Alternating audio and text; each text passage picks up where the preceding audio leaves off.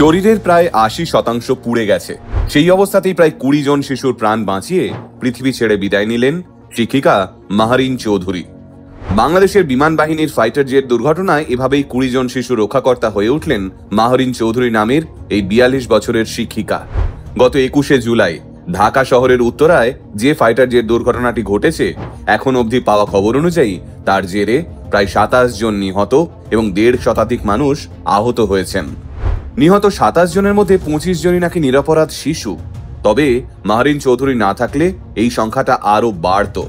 মাসখানেক আগে যখন ভারতবর্ষের আহমেদাবাদের বুকে বিমান দুর্ঘটনা ঘটেছিল, আমরা দেখেছিলাম বাংলাদেশের কিছু অসভ্য নাগরিক বিভিন্ন পোস্টে হাসি রিঅ্যাকশন দিয়ে বেরিয়েছিল।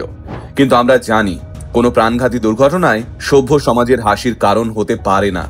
তাই ভারতবর্ষের তরফ থেকে ইতিমধ্যে একটা বড় সংখ্যক ডাক্তার ও নার্সদের টিমকে উন্নত মেডিকেল সরঞ্জাম সহ পাঠানো হয়েছে ঢাকায়।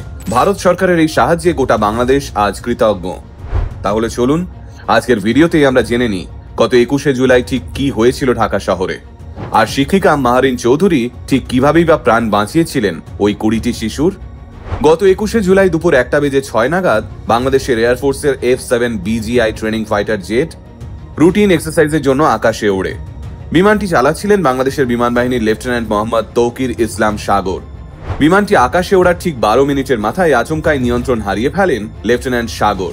ফলে দুপুর ১:১৮ নাগাদ তিনি বিমান সমেত সোজা গিয়ে আছড়ে পড়েন ঢাকা শহরের উত্তরা অঞ্চলের মাইলস্টোন স্কুল অ্যান্ড কলেজের ক্যাম্পাসে। বিমানটি ক্যাম্পাসের যে জায়গায় আছড়ে পড়েছিল সেই জায়গাটিকে মূলত প্রজেক্ট 2 বলা হয়। ওখানে প্রাইমারি স্কুলের শিশুরা পড়াশুনো করে। F-7 BGI-টি আছড়ে পড়ার সঙ্গে সঙ্গেই ঘটনাস্থলে একটা বিরাট বিস্ফোরণ হয়, আর দাউ দাউ করে আগুন জ্বলে ওঠে গোটা বিল্ডিংটায়। দুর্ভাগ্যজনকভাবে ওই বিল্ডিং এ তখন ক্লাস চলছিল প্রাইমারি স্কুলে ছোট ছোট শিশুদের। কিছুক্ষণ আগেও যে জায়গাটা শিশুদের কলকাকলিতে মুখরিত হয়েছিল, সেই জায়গায় মুহূর্তে বদলে যায় আর্তনাদ ও চিৎকারে। ঠিক সেই সময় ওই বিল্ডিং এর ভিতরেই ছিলেন ৪২ বছর বয়সী শিক্ষিকা মাহরিন চৌধুরী। প্রত্যক্ষদর্শীদের বয়ান অনুযায়ী বিমানটি যখন আছড়ে পড়ে তখন মাহরিন চৌধুরীর কাছে যথেষ্ট সুযোগ ছিল ওখান থেকে নিরাপদে পালিয়ে বাঁচার, কিন্তু মাহরিন চৌধুরী সেটা করেননি। উল্টে তিনি দাউ দাউ করে জ্বলতে থাকা একের পর এক ক্লাসরুমে ছুটে বেরিয়েছেন, যাতে যদি কোনো শিশু আটকে পড়ে তাহলে উনি তাকে বাঁচাতে পারেন। এই করতে গিয়ে শিক্ষিকা মাহরিনের গায়ে আগুন লাগে। তিনি ওই জ্বলন্ত অবস্থাতেই এক এক করে ২০টি শিশুকে নিরাপদে বাইরে যাওয়ার পথে এগিয়ে দেন।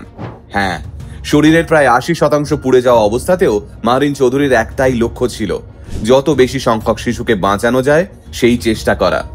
প্রত্যক্ষদর্শীদের বয়ান অনুযায়ী শিক্ষিকা মাহরিনকে যখন ৮০% দগ্ধ অবস্থায় অ্যাম্বুলেন্সে তোলা হচ্ছিল, তখনও তিনি নাকি খোঁজ করে যাচ্ছিলেন যে সব শিশু নিরাপদে রয়েছে কিনা। আজকালকার দিনে এমন মহৎ শিক্ষিকা কোথায় পাওয়া যায় বলতে পারেন? স্থানীয় খবর অনুযায়ী ২১শে জুলাই রাত ১০:৩০ নাগাদ ঢাকা মেডিকেল কলেজ হাসপাতালের বার্ন অ্যান্ড প্লাস্টিক সার্জারি ইউনিটে চিকিৎসাধীন অবস্থায় মারা যান শিক্ষিকা মাহরিন চৌধুরী। তবে সাহসিনী মাহরিন মারা গেলেও গোটা বাংলাদেশ হয়তো আগামী বহু যুগ ধরে তাঁর এই সাহসিকতাকে মনে রেখে দেবে ভারতবর্ষের মানুষও। আমরা যতদূর খবর পেয়েছি ওই বিমানের পাইলট তৌকির ইসলাম সাগরও ২১শে জুলাই দুপুর ৩:৪৫ নাগাদ কম্বাইন্ড মিলিটারি হাসপাতালে চিকিৎসাধীন অবস্থায় মারা গেছেন। আপাতত ওই ১.৫ শতাধিক আহত মানুষের মধ্যে ৭৪ জন হাসপাতালে চিকিৎসাধীন। তাদের মধ্যে ৭ জন শিশু গুরুতর অবস্থায় আইসিইউতে ভর্তি রয়েছে। বাংলাদেশ বিমান বাহিনীর তরফ থেকে ইতিমধ্যে একটা হাই লেভেল ইনভেস্টিগেশন শুরু হয়েছে। গত ১৫ বছরে বাংলাদেশ বিমান বাহিনীতে এমন প্রায় ১৫টি ঘটনা ঘটেছে। এই F-7 BGI ট্রেনিং জেটটি মূলত চায়নার তৈরি। এবার সেটিকেও স্ক্রুটিনির আন্ডারে আনার ব্যবস্থা করা হয়েছে। তবে এই সমস্ত টেকনিক্যাল কচকচানির ভিড়ে আমার বারংবার মনে পড়ছে শিক্ষিকা মাহরিন চৌধুরীর মুখটা। আজকের এই স্বার্থপরতার যুগে তিনি যেন গোটা বিশ্বকে বুঝিয়ে দিলেন নিঃস্বার্থ আত্মত্যাগ কাকে বলে। তাই গোটা আলটিমেট মোটিভেশন টিম কুর্নিশ জানায় এমন একজন সাহসিনী শিক্ষিকাকে।